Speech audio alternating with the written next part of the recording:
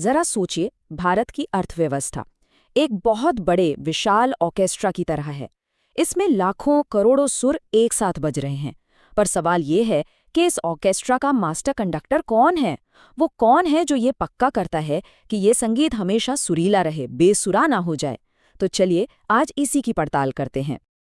तो भारत का सबसे शक्तिशाली बैंकर आखिर है कौन? क्या वो किसी बड़े बैंक के सीईओ हैं या फिर कोई बहुत बड़ा उद्योगपति? जवाब शायद वो नहीं है जो ज्यादातर लोग सोचेंगे। ये थोड़ा चौंकाने वाला हो सकता है। इसका जवाब है भारतीय रिजर्व बैंक। जी हाँ, आरबीआई। यही है भारत का सेंट्रल बैंक और वो रेगुलेटरी बॉडी जो पूरे इंडियन बैंकिंग सिस्टम के लिए जिम्मेदार है। असल में ये सिर्फ एक बैंक नहीं है, इसे बैंकों का बैंक कहा जाता है। और इसे समझने का सबसे आसान और दिलचस्प तरीका वही ऑर्केस्ट्रा वाला है। सोचिए कि आरबीआई ही हमारे देश के इस विशाल इकोनॉमिक ऑर्केस्ट्रा का मास्टर कंडक्टर है। एक ऐसा कंडक्टर जिसके इशारों पर तय होता है कि इकोनॉमी का संगीत कब तेज होगा, कब धीमा, और सबसे जरूरी ये कि वो हमेशा ताल में रहे। तो ठीक है, अब जरा इस कंडक्टर की सबसे पहली और कह सकते हैं सबसे जरूरी भूमिका को समझते हैं, और वो है मनी सप्लाई को ट्यून करना, मतलब एक मॉनेटरी सिम्फनी तैयार करना। अब जरा सोचिए, अगर ऑर्केस्ट्रा बहुत ज्यादा तेज हो जाए, एकदम शोर शराबा, तो वो होती है महंगाई। और अगर वो बहुत ही धीमा, एकदम शांत पड़ जाए, तो वो है मंदी, यानी रिसेशन। तो सवाल ये है कि अर्थव्यवस्था को इस जोर के शोर या इस गहरी खामोशी से कैसे बचाया जाए? और बस यहीं पर आरबीआई की एंट्री होती है। वो अपने पॉलिसी टूल्स का इस्तेमाल करके इकोनॉमी की इस आवाज को, इसके वॉल्यूम को कंट्रोल करता है। ये आरबीआई ही है जो तय करता है कि बाजार में कितना पैसा घूमना चाहिए, न बहुत ज्यादा, न ही बहुत कम, एकदम बैलेंस। अच्छा, तो सवाल ये उठता है कि आरबीआई ये करता कैसे है? देखिए, उसके पास कई हथियार हैं, लेकिन उनमें से एक सबसे ताकतवर हथियार है रेपो रेट। अब होता क्या है, जब भी महंगाई बढ़ने लगती है, आरबीआई रेपो रेट बढ़ा देता है। इसका सीधा मतलब ये है कि कमर्शियल बैंकों के लिए आरबीआई से कर्ज लेना महंगा हो जाता है। फिर बैंक क्या करते हैं? वो अपना बोझ आगे डाल देते हैं। वो आम लोगों और कारोबारों को ज्यादा ब्याज पर लोन देते हैं। अब जब लोन महंगा हो गया तो लोग और कंपनियां कम उधार लेते हैं, है ना? इससे बाजार में कुल मिलाकर खर्चा कम हो जाता है। और जब खर्चा कम होता है तो चीजों की मांग घटती है और कीमतें धीरे धीरे कंट्रोल में आ जाती हैं। बस इसी तरह महंगाई पर लगाम लगती है। तो मतलब समझने वाली बात यह है कि आरबीआई का ये एक फैसला हमारी रोजमर्रा की जिंदगी पर सीधा असर डालता है। सब्जी के दाम से लेकर हमारे घर के होम लोन की किश्तों तक सब कुछ इससे जुड़ा हुआ है। चलिए अब इस कंडक्टर की दूसरी बड़ी जिम्मेदारी पर आते हैं, और वो है बैंकों के गार्डियन यानी संरक्षक की भूमिका।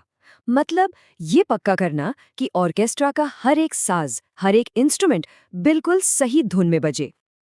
जरा कल्पना कीजिए कि ऑर्केस्ट्रा में कोई एक म्यूजिशियन अचानक बेसुरा बजाने लगे। क्या होगा? पूरा का पूरा संगीत बिगड़ जाएगा, है ना? बिल्कुल बिल्कुल इसी तरह अगर एक भी बैंक फेल हो जाए या डूब जाए तो पूरे फाइनेंशियल सिस्टम में एक भयानक अफरा तफरी मच सकती है। और सबसे बड़ी बात, लोगों का सिस्टम पर से भरोसा उठ सकता है। तो आरबीआई कैसे नजर रखता है? उसकी एक चेकलिस्ट होती है। एक हेल्दी बैंक कैसा दिखता है?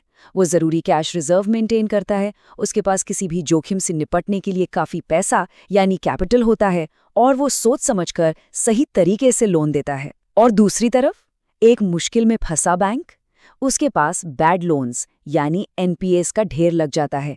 एनपीए का मतलब है नॉन परफॉर्मिंग एसेट। आसान भाषा में कहें तो ऐसा कर्ज जिसकी वापसी की उम्मीद अब लगभग खत्म हो चुकी है। और ये किसी भी बैंक के लिए एक बहुत बड़ा घाटा होता है। अब इसी तरह की गड़बड़ी को रोकने के लिए आरबीआई के पास एक पूरा सुपरवाइजरी टूलकिट होता है। वो नए बैंकों को लाइसेंस देने से लेकर उनके कामकाज और खातों की बारीकी से जांच करता है, लोन देने के लिए नियम कानून बनाता है।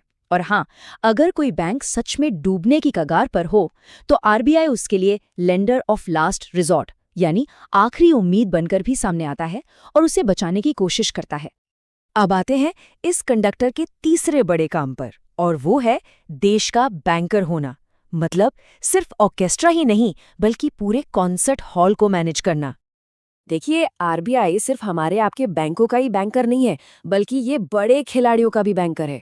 ये केंद्र और राज्य सरकारों के लिए बैंकर का काम करता है, उनके कर्ज को मैनेज करता है, उनके लिए नए बॉन्ड्स जारी करता है।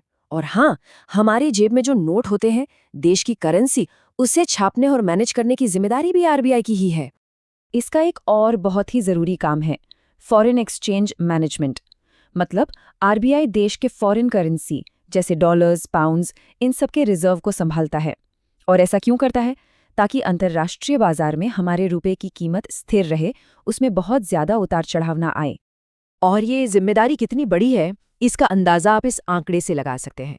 भारत का फॉरेन एक्सचेंज रिजर्व लगभग 600 बिलियन डॉलर से भी ज्यादा है। ये एक बहुत बहुत बड़ी रकम है, जिसे आरबीआई दिन रात मैनेज करता है।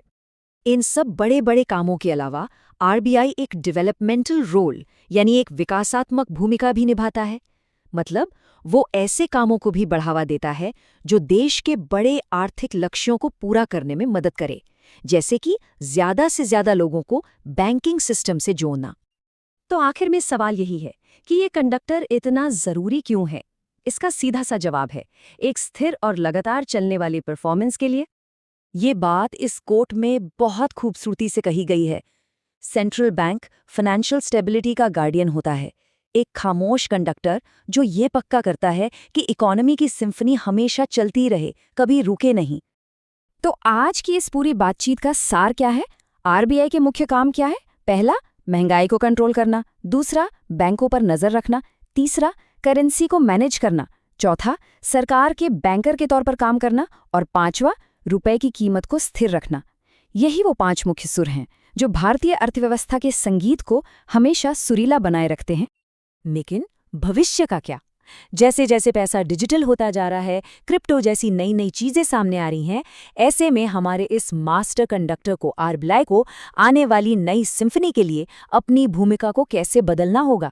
ये एक बहुत बड़ा सवाल है और इसका जवाब हमें आने वाला वक्त ही देगा।